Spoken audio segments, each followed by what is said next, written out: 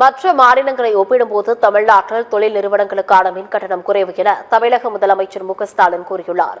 சென்னை நந்தம்பாக்கத்தில் 16வது சர்வதேச இயந்திர கருவிகள் கண்காட்சியை முதலமைச்சர் மு.க.ஸ்டாலின் தொடங்கி வைத்தார். இன்று முதல் ஜூன் 23ஆம் தேதி வரை நடைபெறும் இந்த கண்காட்சியில் பேசிய அவர், திராவிட மாடல் ஆட்சியில் தமிழ்நாட்டில் தொழில்துறை மாபெரும் வளர்ச்சியடைந்திருப்பதாக தெரிவித்துள்ளார். தொழில்துறை மற்றும் தொழிலாளர் நலன்களுக்கு என்னவெல்லாம் தேவை என உன்னிப்பாக கவனித்து செயல்படுகிறோம் என்று கூறிய அவர், இந்தியாவின் மொத்த உற்பத்தி மத்தியில் தமிழ்நாட்டின் பங்கு 11.9% உள்ளது எனவும், பதிவு செய்யப்பட்ட சிறு குறு தொழிலாளர்கள் உள்ள மாநிலங்களில் தமிழ்நாடு 3ஆம் இடத்தில் உள்ளது எனவும் தெரிவித்துள்ளார். 2021ஆம் ஆண்டு முதல் ஏற்றுமதிகளை அதிகரித்து வரும் ஒரே மாநிலம் தமிழ்நாடு எனவும் பெருமிதம் தெரிவித்த அவர், இதுவரை 14 தொழிற்பேட்டைகளை உருவாக்கியுள்ளோம் என்றும் இன்னும் உருவாக்க உள்ளோம் எனவும் தெரிவித்துள்ளார்.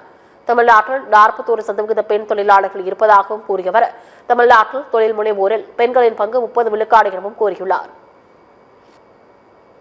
இந்த தொழில் நிறுவனங்களுக்கு முக்கியமான தேவை மின்சாரம்தான்.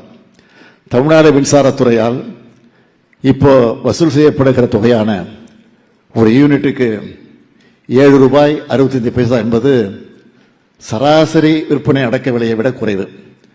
பிற மாநிலங்களோடு ஒப்பிடும்போது தமிழ்நாட்டோட அனைத்து வகை நுகர்வோருக்கும் தமிழ்நாடு மின் உற்பத்தி மற்றும் பகிர்மான கழகம் மிக குறைந்த கட்டணத்தில் மின்சாரம் வழங்குகிறது.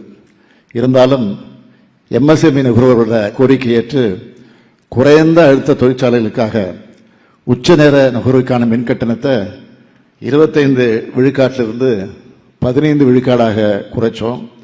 இதுக்காக 607 கோடி 63 லட்சம் ரூபாய் கூடுதல் மானியமாக வழங்குறதில் இந்த தருணத்தில் நான் நினைவூட்ட விரும்புகிறேன்.